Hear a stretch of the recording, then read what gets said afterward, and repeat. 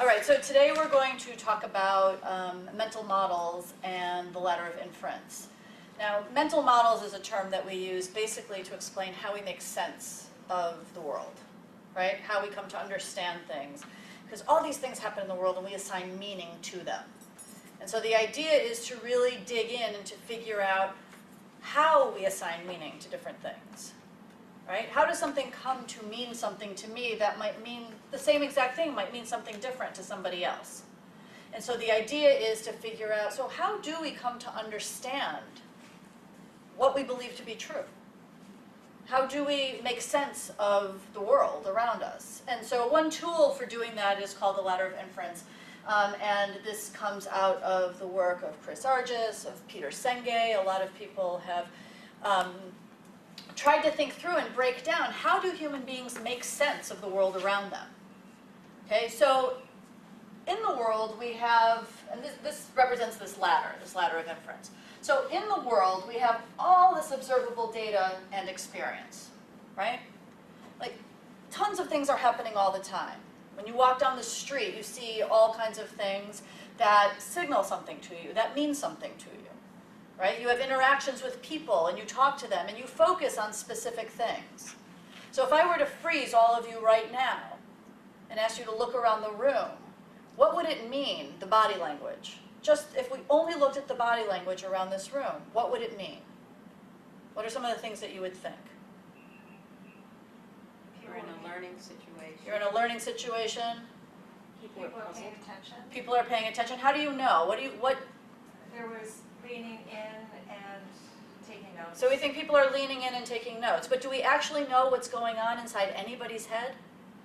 We can't possibly know. Any one of you could be, planning your dinner for tonight, right? Or thinking about something totally unrelated or remembering a phone call you just had. So we have no idea, but we take information to mean something.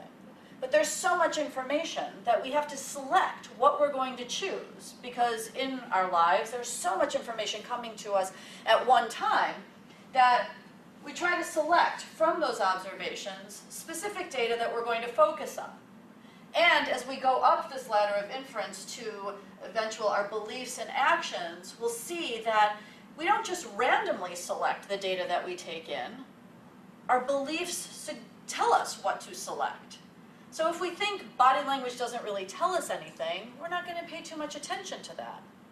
If we think the only thing that we should pay attention to are people's words, then we'll think we don't really have that much data until people start talking. Okay, so our belief system basically selects, or helps us select, from all the observable data in the world. It helps us select what we're going to focus on. And then we add meanings that are both cultural and personal. Right? Depending on our lives, depending on the experiences we've had, depending on our families, we might make different types of meaning for the same thing. And people who have lived in many countries are very acutely aware of this, because sometimes the same word, the same exact gesture, the same facial expression can mean very, very different things. Right? So culturally and personally, we add meaning to the data that we select. Okay? And from those added meanings, we make a series of assumptions, right? We say, okay, this connects to something. I know what this means. I have assigned meaning to it, and now I'm going to make an assumption based on it. And from that assumption, I'm going to draw conclusions, right? Because I think it's all bigger than just this tiny piece of data that I took in, that I selected, that my belief system helped me select. Right? But I think it has meanings, it connects to assumptions I make, I draw conclusions, and my conclusions further inform my beliefs, and then I decide to take an action based often on those beliefs. So I'm going to use an example to illustrate this point. And I'm going to talk about two different people who observed the exact same thing. We had gone on a school visit with a whole huge group of people. And this school had a very particular way of doing business, right? The school had a very formal, as all schools do, but this was a very formally recognized morning ritual. And in this school, every morning, the students all lined up in a very straight line with their hands at their sides. They all wore uniforms, right? And they would walk to their classroom in this long line. They would, before they walked to their classroom, actually, they would say a credo, like a statement that the whole school said, okay? And they would all say it together, and it was about being a student in the school and their ambitions and their goals and the learning environment and so forth. And they would say that all standing in this very straight line. And then they would walk forward until they would get to their own classroom door, and then the class would turn and each student would walk into that classroom, and then the rest of the school would walk until they got to the next classroom door, and then they would walk in, and then the next, right? So you can imagine this very structured sort of line that was walking into the classroom doors after reciting a credo.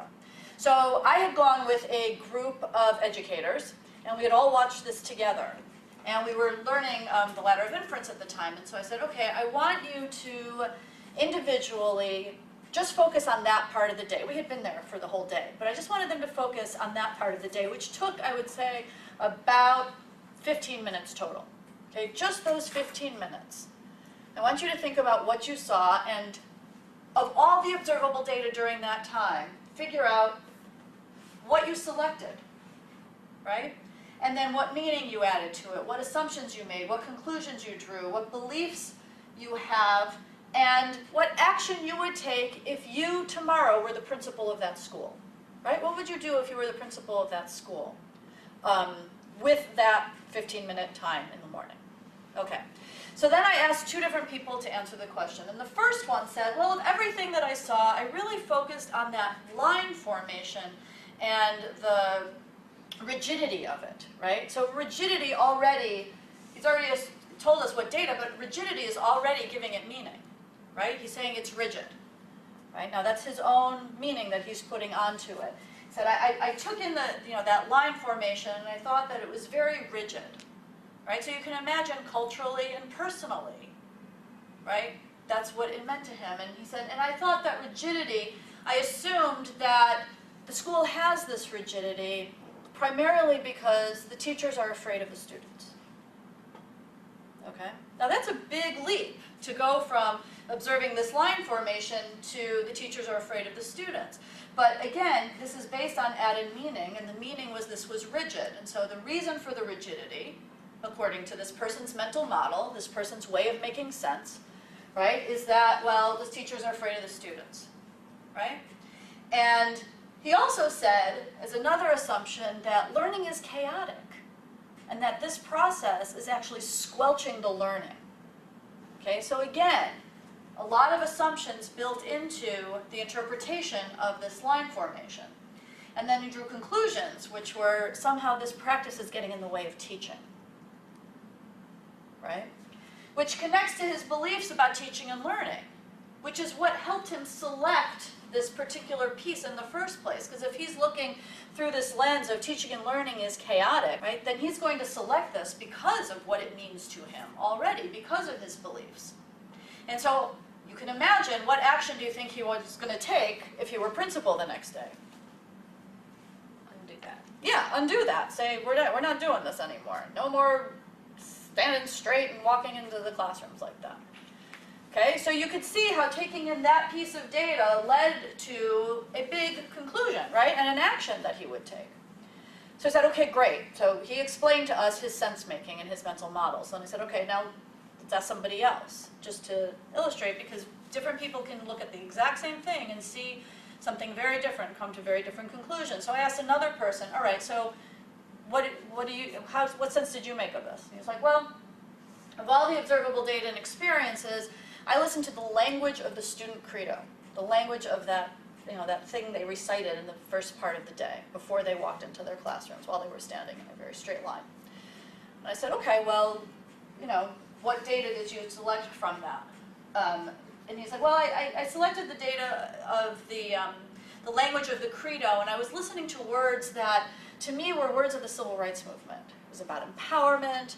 It was about self-actualization. It was about opportunities. It was about getting the skills and knowledge that you need. And so for him, he associated both culturally and personally the meaning of the language to be the meaning of liberation, of the civil rights movement, of power and empowerment.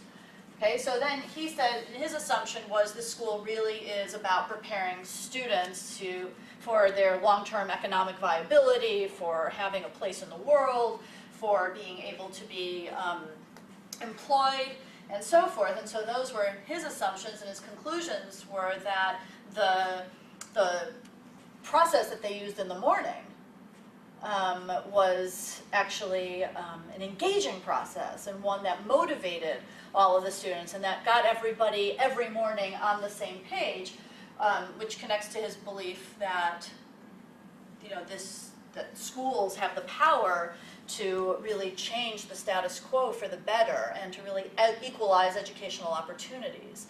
And so if his beliefs start there, right, he's going to be paying attention to data that support that belief. I mean, that's how human beings operate, right? And so then he, after adopting those beliefs, then you can imagine what action do you think he would want to take if his beliefs were that this contributed to the overall empowerment of the students in the school.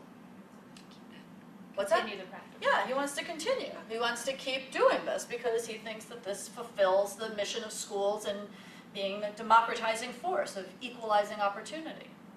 So you can see how two people can look at the exact same thing and come to very, very different conclusions and have a very, very different sense of what it all means. One of the pieces that is really hard for most people is once you understand what your belief system is, to not only select data based on it, but to actually actively look for disconfirming evidence of what you believe to be true.